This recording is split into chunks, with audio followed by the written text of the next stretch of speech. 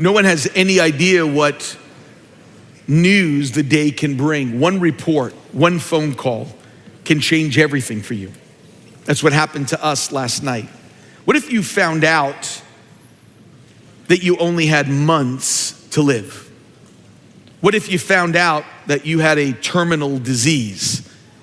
What if you get a terminal diagnosis with months to live and you're still young? You still have decades to live in your life. Think of it just for a moment. You realize I'm young and I'm dying soon. What do you do? And that's what I want to talk to you about today. I want to talk to you about when the doctor says you have only months to live. Now, some of you are going like, oh, this is Memorial Day and this is what we're speaking on today. This is my promise. My promise is this.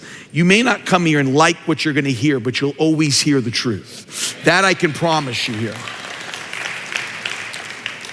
Emily Phillips shocked America with just a few words as a tweet went viral a few years ago. Emily Phillips had more life to live and was diagnosed with pancreatic cancer. The Florida woman nearing the end of her life tweeted these words that literally caught the soul of America and the world. This is what she tweeted. I was born, I blinked, and it was over. Those are her words. Because that's the part that is so important for us to understand the brevity of life. He says, there are two questions to ask to those that have a bad doctor's report. And this, to me, was priceless. It was wisdom for me in ministry as well it can be for all of you. This is what he said. When somebody comes to him and says, this is what the doctor said. When it gets a Hezekiah report, just like Hezekiah, set your house in order for your time is going to be very limited. This is what J. John says. He says, I ask two questions. Here are the two questions. Don't miss this. He says, one, do you think God is calling you home, or do you think you have more race to run? Those are great questions to ask. He says, one, do you think God is calling you home? Or two, do you think you have more race to run? This is what he said. If the answer to the first one is yes, God is calling me home, then J. John said, then let me help you finish strong. Let's finish the race with our heads held high, our hands lifted up, because we're getting ready to go meet Jesus.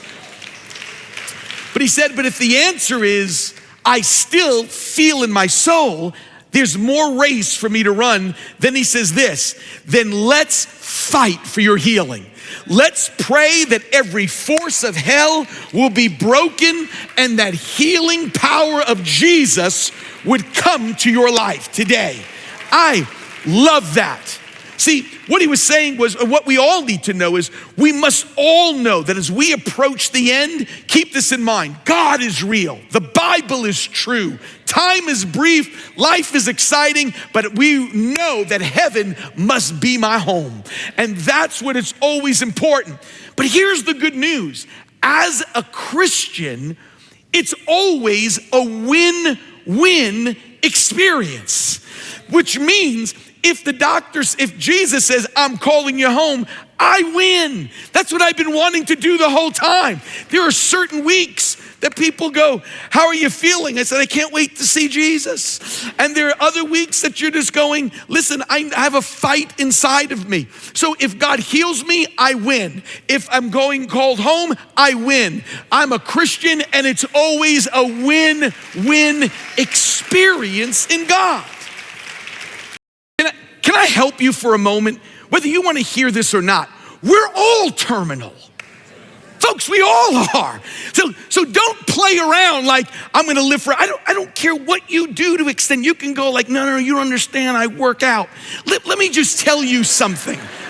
You can go to Planet Fitness and eat tofu or Twinkies. Listen to me carefully. We are all terminal in this place.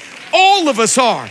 But if you're a Christian, it's a win-win scenario for us in this place.